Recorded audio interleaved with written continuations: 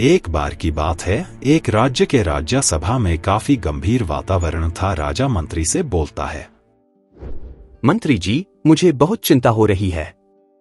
मुझे लगता है कि मेरे राज्य में लोग अब खुश नहीं हैं।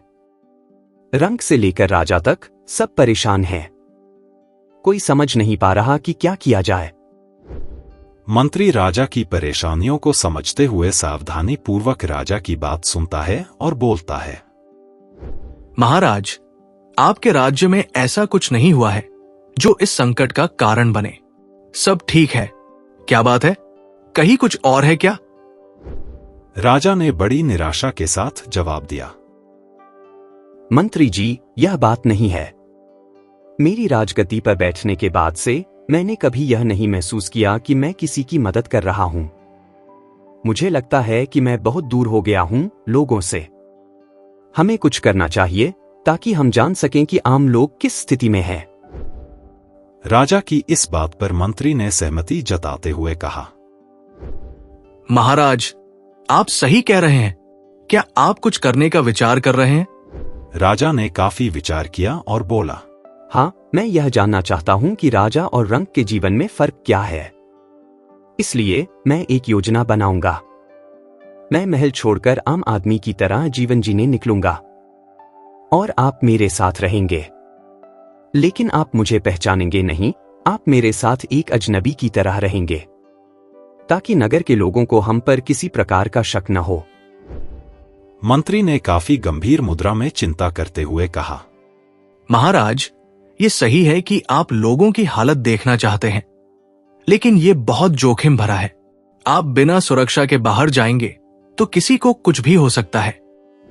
राजा ने बड़े संकल्प और आत्मविश्वास के साथ कहा, मंत्री जी, अगर मुझे कुछ हो भी जाए तो मुझे कोई फर्क नहीं पड़ेगा। मुझे यह जानने की जरूरत है कि हमारी प्रजा कैसी है। मैं अपना जीवन एक बार और जनता के बीच जीना चाहता हूं। राजा ने यह बोलकर राज्यसभा को भंग करने का आदेश दे दिया और अगले दिन राजा ने राजसीय वेशभूषा त्याग कर अपने नगर में लोगों के बीच जा पहुंचे। नगर में एक गरीब आदमी अपने खेतों में काम कर रहा था। तभी राजा ने रंग से पूछा, भाई, तुम क्या कर रहे हो? मैं खेतों में काम कर रहा हूं। क्या आप यहां नए हैं? हाँ, हम यहाँ की जिंदगी को समझने आए हैं। तुम किस हाल में हो? हालात तो वैसे ही हैं जैसे थे। मेहनत करनी पड़ती है, फिर भी पेट की आग बुझाने के लिए काफी नहीं मिलता। मैं दिन रात काम करता हूं, लेकिन मेरे पास थोड़ा सा भी आराम नहीं है। तुम अपनी मेहनत से संतुष्ट हो? संतुष्ट होना आसान नहीं है। मुझे किसी दिन कुछ अच्छा मिलेगा, यही उम्मीद है। लेकिन कभी कभी यह भी लगता है कि यह जिंदगी बस ऐसे ही चलती रहेगी। रंग के जवाब ने राजा को गहरी सोच में डाल दिया और राजा सोचने लगा, अच्छा, तो यही है जिंदगी।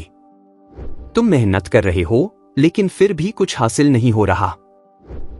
राजा और मंत्री आगे बढ़ते हैं और कुछ समय बाद एक और गरीब आदमी से मिलते हैं जो अपने घर के बाहर बैठा है। राजा ने उस गरीब आदमी से पूछा, भाई, तुम क्या कर रहे हो? मैं बस आराम कर रहा हूं, थोड़ा थक गया हूं। पूरे दिन खेतों में काम किया।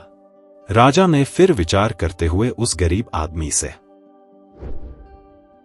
तुम्हारी जिंदगी कैसी है? जिंदगी जैसी सबकी होती है।